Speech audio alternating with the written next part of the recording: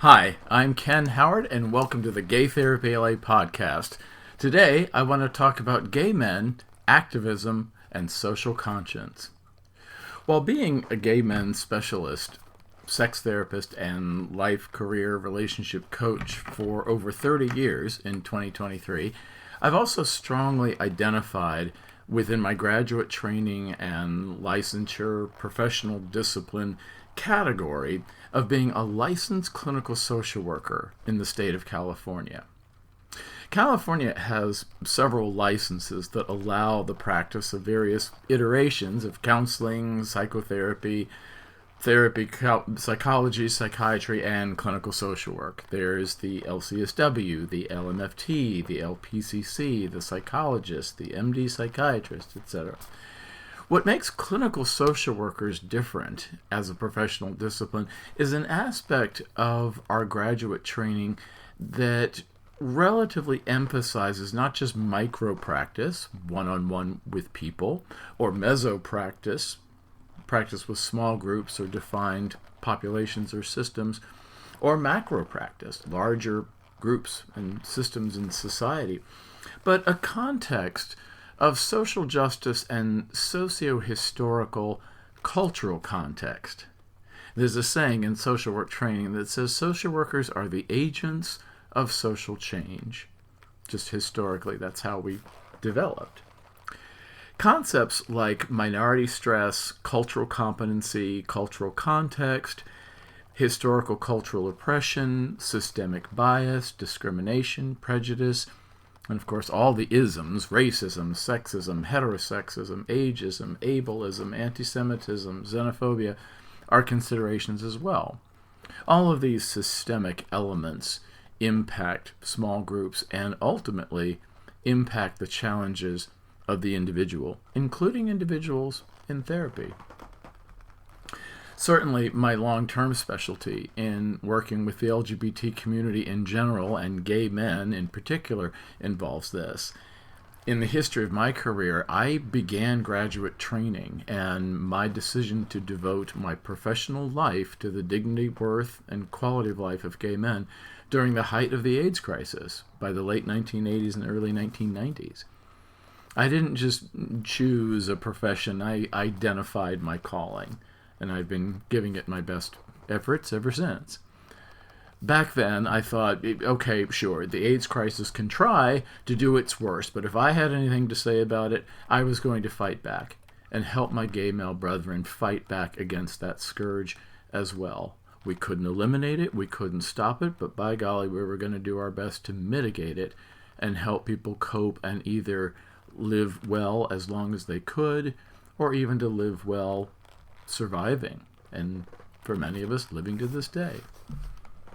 That combination of academic study, clinical practice, skill cultivation, the skills of clinical social work, which I later became a supervisor in for young therapists, and later academic teaching, always had a component of my being a social justice activist. A loudmouth activist, but an activist. And that can drive a person crazy sometimes because there's so many things to get upset about. But it's also rewarding to fight back against systematic injustices and occasionally win. The LGBT community's had wins. We got marriage equality throughout the United States by order of the Supreme Court. We got employment protections nationwide, again, by a Supreme Court ruling that expanded protections against gender discrimination, at least in the binary sense. We've had state and local victories and some international ones against the awful and traumatic practice of conversion therapy, these therapists who try to convert gay people into straight people, which is really just religious bigotry wrapped in a clinical jargon. Or also known as reparative therapy, so-called therapists trying to repair gay people from being broken by their sexual orientation deviation. And we can be grateful that activism, education, and public pressure has supported these and similar movements that have really done well to stop the proliferation of the charlatanism and, of course, the trauma that is conversion therapy. But here today, in 2023, we are seeing some LGBT rights backsliding. Who can say why? Perhaps it's the puzzling extreme popularity of Donald Trump since 2016 and his failed presidency, and the neo-fascism that has taken over the Republican Party in the United States, and his popularizing a certain bold, vocal, aggressive, and visible bigotry in many forms. He's brought it out of the woodwork and made it much more visible. It was always there, but it's more visible now. Maybe it's the increasing awareness and acceptance and integration of out or transgender or binary people in American society that has the conservative bigots having a crisis about accepting social change that ignites a murderous rage to strip transgender people of their legal rights to participate in sports, to use public facilities, to have access to gender-affirming medical care, to have the right to be treated with the respect of being called their chosen name in schools or the workplace, what have you.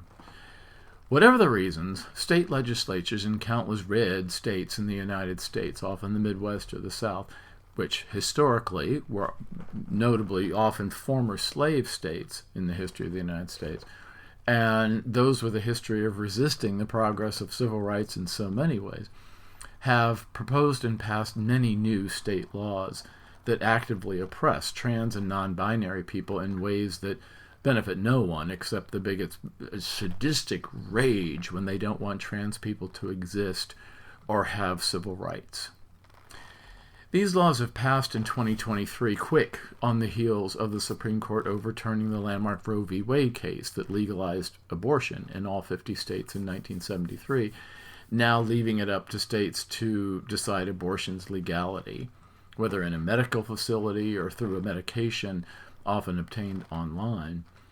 The overturning of Roe v. Wade without really all that much protest from women and their allies for reproductive freedom has emboldened state legislatures to further the right-wing conservative agenda in favor of the cultivation of a conservative Christian theocracy state in what was formerly the United States, eerily close to the premise of Margaret Atwood's dystopian novel The Handmaid's Tale, where women have been enslaved in service to men and in service to a conservative Christian religion. Historically, oppression of the LGBT community has prompted renewed activism in response.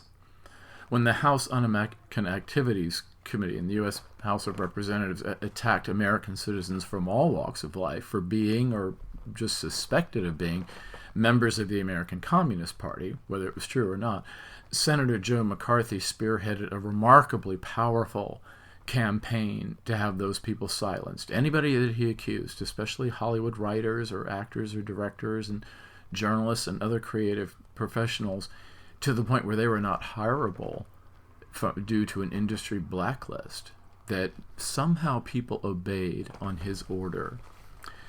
It shows you the influence of some people to influence movements.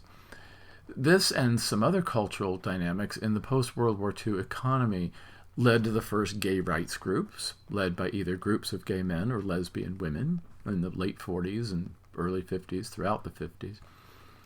The increasing oppression, especially from police raids and mafia dominance against bars and other gay spaces during the 1960s, of course led to the boiling point that was the Stonewall Inn riots in 1969, which I'll talk about more later, and the removal of homosexuality from the Bible of clinical psychiatric disorders, the Diagnostic and Statistical Manual of Mental Disorders in 1973, after various academic and clinical debate among psychiatrists in particular, and lobbying of the American Psychiatric Association, which wrote the book and really controlled what was considered a psychiatric diagnosis, what was and was not a disorder, which keeps changing with different editions of the DSM.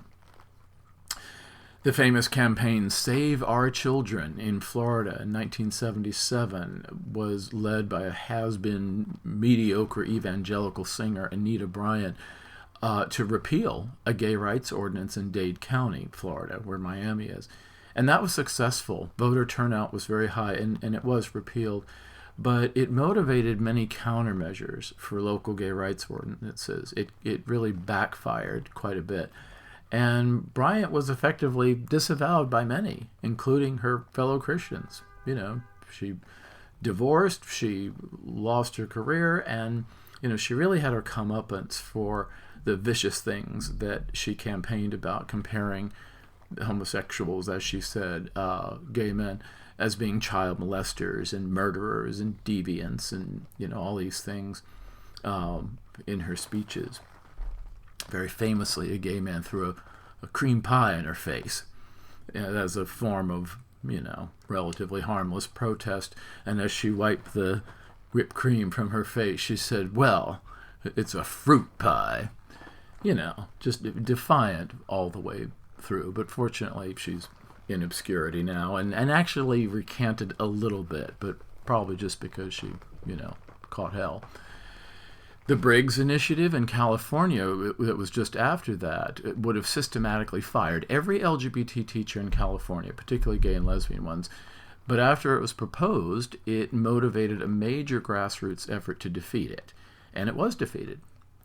Another initiative to quarantine every living person with AIDS in California by the same extremist, Lyndon LaRouche, also failed due to skillful mobilization against it.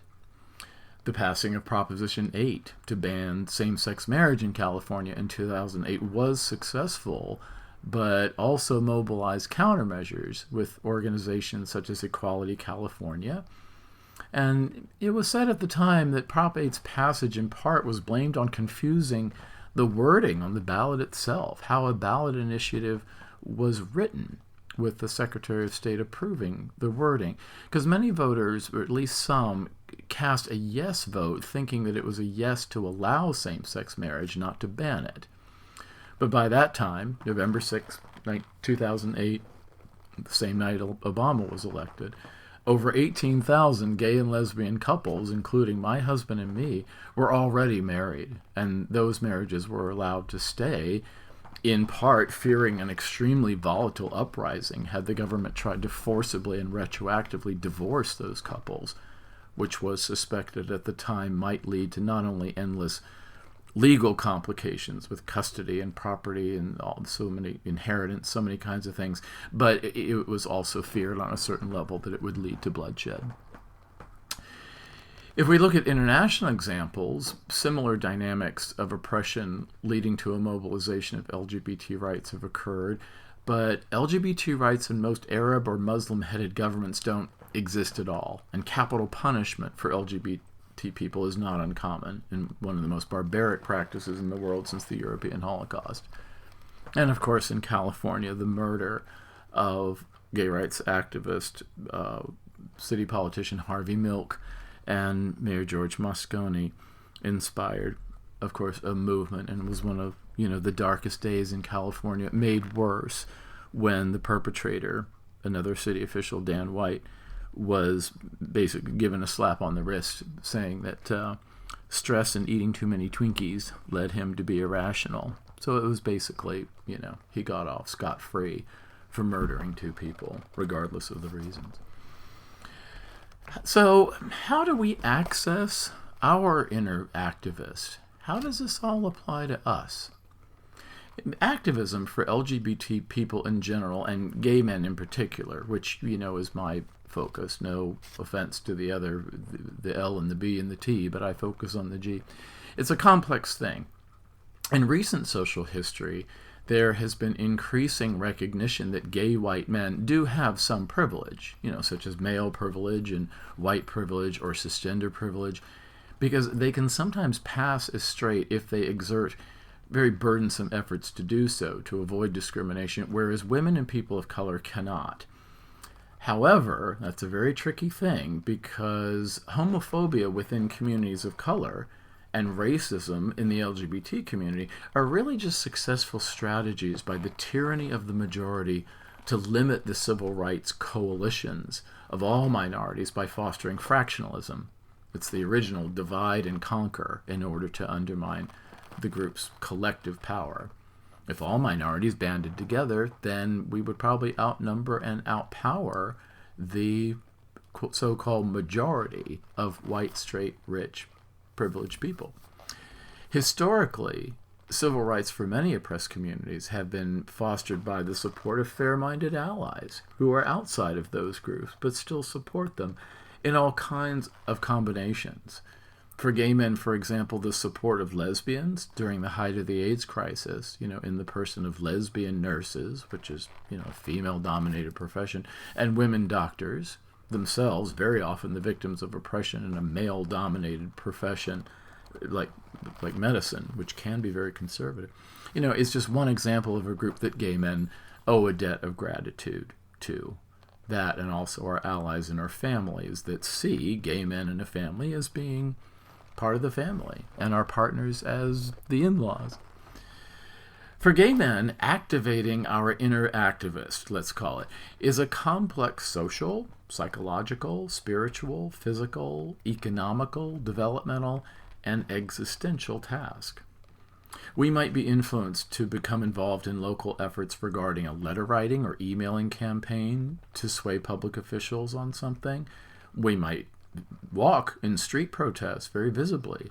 We might observe commercial economic boycotts of bigoted companies or services. We might participate in civil disobedience, such as marches and trespassing, sit-ins, or some kind of disturbance, or even just wearing protest slogan t-shirts or affixing slogan bumper stickers to our cars. It's a wide range of things we can get involved in. We might be influenced by our local friends to do this, reacting to someone in our peer group who is already involved in an organization.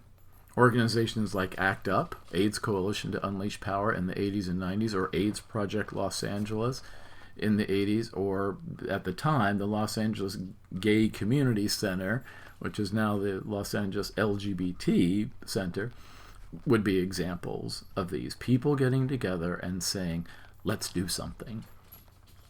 I remember being in my early 30s in the 1990s, and at one point joining a huge group of hundreds of gay men, mostly gay men, to appear on the campus of the University of California, Los Angeles, UCLA. That's my undergraduate alma mater. When, at the time, Governor Pete Wilson was appearing there to make a speech. It was just after he vetoed State Measure AB 101, a gay rights ordinance for the state. And he vetoed it, in loyalty to his anti-gay fellow Republican base. And our group, we surrounded the area where he was giving the speech outdoor on the campus grounds, and we used bells and noisemakers and whistles and buzzers and megaphones, or even just our own voices, until we were hoarse. I still remember I was making a noise like a buzzer, making my voice sound like a buzzer, and I was doing it as loud as I could to drown him out, and it was just this cacophony of disturbing noise until we literally drowned out even the loudspeakers that carried his speech, making jeers and nonsense noises to literally drown him out. Which, actually wasn't that hard with his high-pitched, namby-pamby, whiny, dismissive tone of voice, but we still were a powerful group.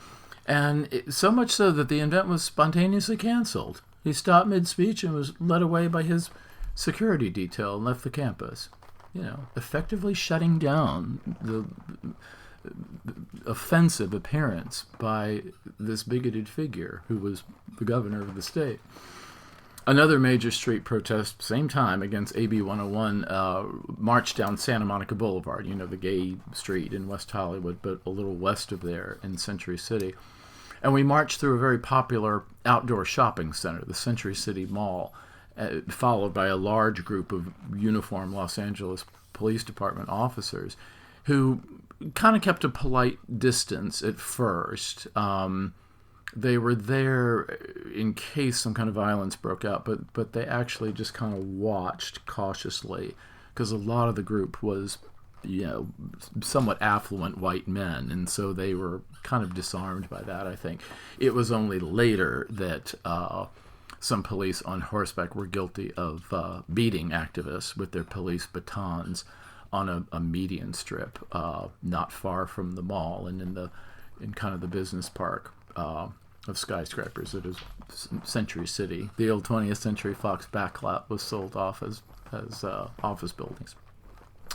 But when we marched through the mall, the shopkeepers, got all anxious and they closed the stores early. They took those big clear glass doors they have at the mall and locked them at the top and the bottom, and just kind of stood behind, fearing that we were going to come in and loot, which of course, that never happened. But the police knew, I think on some level, that West Los Angeles and West Hollywood gay men were not really the rioting kind. We had a noisy protest, but it wasn't actually violent. I think that's an important point, that you can be very effective, very dramatically effective, and I don't think there was any property damage and no stolen goods or anything like that. And eventually, of course, California passed progressive LGBT rights bills statewide with ample LGBT representation that we have now in the almost completely Democratic state legislatures. I've also been involved with allied groups. I've done marches and protests with the California Aborts Action League, the National Abortion Rights Action League, NARAL, the National Organization for Women, those in support of Chinese activists in the uprising at Tiananmen Square a long time ago, as well as protests during my UCLA days against South African apartheid, including forcing the regents of the University of California to divest financial holdings in South Africa before the return of Nelson Mandela and his presidency and the end of apartheid.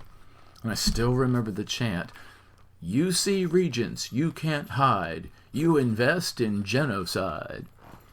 I was always a fan of rhymed couplets as a lyricist, such as my songs in my original gay-themed musical, On the Boulevard, which, by the way, is now available on Spotify and Amazon Music and YouTube and streaming services, and that's an LGBT-themed musical, which is an adaptation of George Bernard Shaw's Pygmalion, which was the play that My Fair Lady was adapted to. Just a little plug there if you want to hear that music. These experiences were not only socially rewarding, but they were also a chance to just meet new friends, and share common values and foster a sense of community, even a sense of fraternity. Let's talk about the reasons that we become involved in activism. For you, the reasons to become involved in various forms of activism and social justice advocacy can be social, just meeting new friends, it's fun. But they have a psychological benefit as well, helping us as gay men, often with a history of suffering some kind of oppression for being gay, whether it's childhood bullying to adult discrimination for jobs or housing, to violent hate crimes, to legal and civil challenges. This helps us to fight back against subjective, negative feelings psychologically of helplessness, hopelessness, disempowerment, invalidation, humiliation, and we replace those negative feelings with a robust sense of self-esteem, self-empowerment, personal and community pride, self-agency, self-efficacy, and a sense of the ability that we have the adult prerogative to command our own lives as we see fit in our value system. A spiritual aspect might be involved in this, about how our world should be, our personal, sincerely held beliefs, as they say, about, compassion, equality, justice for your fellow man. And, these ideas have ties to more positive philosophical aspects of Christianity or Judaism or Buddhism or Wicca or Islam or others. But it's part of our spirituality, about how we find our place in the earth in relation to the universe. The philosophical might be a component of this about our commitment to certain social ideals, such as the American historical idea that all men are created equal, which is a phrase that's problematic in the use of the word men, as well at that time with the Founding Fathers and the Declaration of Independence and the Constitution, this obnoxious presumption that equality they implied was for all, but it really only applied to rich, white, straight, cisgender, able-bodied, educated landowners, and not to women, people of color, or indigenous peoples, for centuries to come. But a more generous, idealized version of this might be a philosophy that all are equal. And some would say even with the animal kingdom as well, against speciesism, with rights to life, liberty, and the pursuit of happiness, as they say. Such as the happiness of a trans woman or a young girl that they might seek in being able to play competitively in group sports by their gender identity group. It's very timely about this pursuit of happiness. And of course, life and liberty has to do with the fact that just we are alive, we exist, which some people don't want us to be. They make that very clear.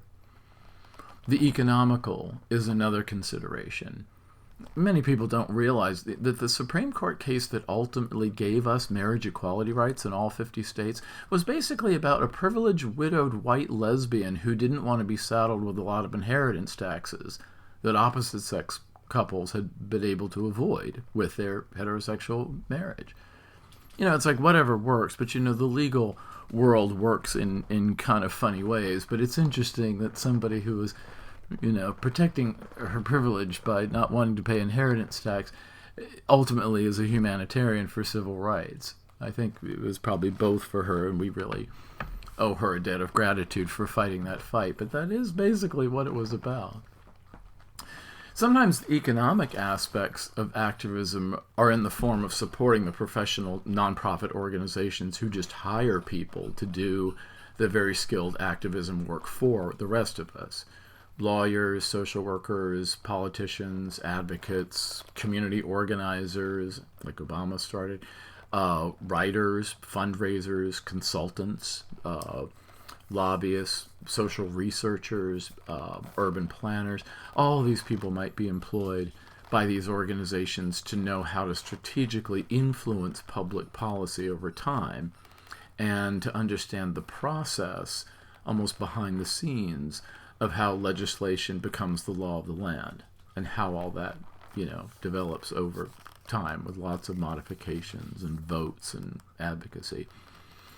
So if we're introverted or shy or a public role, going out in the street in a protest, if that might not be right for us, if we're more introverted than that, we still might support others with a letter writing campaign or a phone call campaign or donating, some or a lot of money to these advocacy movements that need funding in order to function. Activism can also be developmental. As our perspectives and values change throughout the lifespan, especially the adult lifespan, such as the stereotype, the fiery young man out to make his mark on the world, representing the new generation. I certainly had that spark, and you see it now with some young activists. Or it could be something an older person might do to contribute to the well-being of the world before it becomes time for him to leave it. Philanthropy can be this way. People who are privileged with wealth that they've accumulated over a lifetime career might name a scholarship at a university or name a building on a college campus or name a performing arts center or charitable foundation that gives grants in perpetuity long after that person has passed away. For others, it's an existential perspective, that we are here to earn a place of being on this earth by contributing to its short-term, long-term, or even permanent, as much as anything is ever permanent, right? Change for the better by being part of an historical time and place. And I've written on this before about understanding that our lives exist in a certain historic and cultural context. Have you ever seen a real old photo of a city full of people, like New York City in the 19th century? All those people are dead now, and whatever they were worrying about as they hustled and bustled about the street doesn't matter now, So it's always that perspective of, in 100 years, is it going to matter? Sometimes it does, but a lot of times it doesn't, which is why we have to kind of manage our stress with that perspective. For others, it's about psychological altruism. The idea of giving back to a world that has given them so much, such as a stable life and health and family, relationships, a family of choice, maybe children, a livelihood, recreational activities, and, a pretty good time of it in life during our brief, hour on the stage, as Shakespeare said. For many of us, it's a recognition that our world is a very wonderful but also very flawed place that needs our intervention when things go off the rails through some kind of social and political evolution. When people's insecurities get the best of them and then they act in very malevolent ways sometimes. Look at history. When the dissolution of the United States with the secession of certain states, majority influenced by bigots who wanted to preserve the institution of slavery forever, the United States Union Army vanquished that movement and preserved the Union and said, no, we're going to get rid of this and we're going to stay a union. When fascism, again, rife with an historically unprecedented sadistic cruelty, threatened to vanquish Europe and indeed the world by the astonishing political power of one man who created a massive sadistic movement, Adolf Hitler. Where do we see that now about an astonishing political power of one narcissistic man who has freakish influence over millions of people to do his awful bidding? The fair-minded forces of the Allied powers at that time fought for years with blood, sweat, tears, money, all kinds of effort to vanquish that movement, to say, no, we're not going to allow that to rule the day on that continent or on this earth. When vicious imperial forces of an Asian colonialism threatened to enslave the East, those same allies vanquished that front as well. And now we're friends with that entire region as a result of pushing back and insisting that we live in a civilized world. When California teachers face systemic firing just for being gay or lesbian, ordinary people from all over the state and even some interstate allies mobilized to defeat yet another powerful bigot and his vicious legislation. And certainly on a hot June night in a humid and crowded city, drag queens, trans people, gay men, bisexuals, lesbians, and their friends finally caught the inspiration to fight back against the sadistic, violent, criminal, cruel city police officers who had oppressed them for decades in a multi-night melee that forced the world to never take LGBT passivity for granted ever again. Ever again. That's important to remember now as LGBT rights are experiencing a bigot spring of renewed oppression. It's not just about private opinions. This is about black letter law, statutes on the books that are enforceable by the police and the courts against things that we took for granted just 1 year ago, like drag performances everywhere, or trans students playing sports on the teams of their identified true gender. Those things that were legal a year ago are not legal 1 year later, which is a frightening perspective of how fast our rights can be stripped when we're momentarily looking the other way. Never forgetting the importance of activism, individually for all of us and collectively, is the spirit of Stonewall that we celebrate worldwide every year in Pride celebrations, so that we remember what it was like, historically and presently, to be oppressed. Stonewall wasn't just an event, but a process of asserting and preserving and protecting and celebrating the life, well-being, dignity, and safety of LGBT people everywhere, always, against those who perpetually, in every new generation, and even in every locality, are somehow overcome with a mysterious, seductive power of bigotry and sadism that inspires their actions to destroy us legislatively and sometimes literally.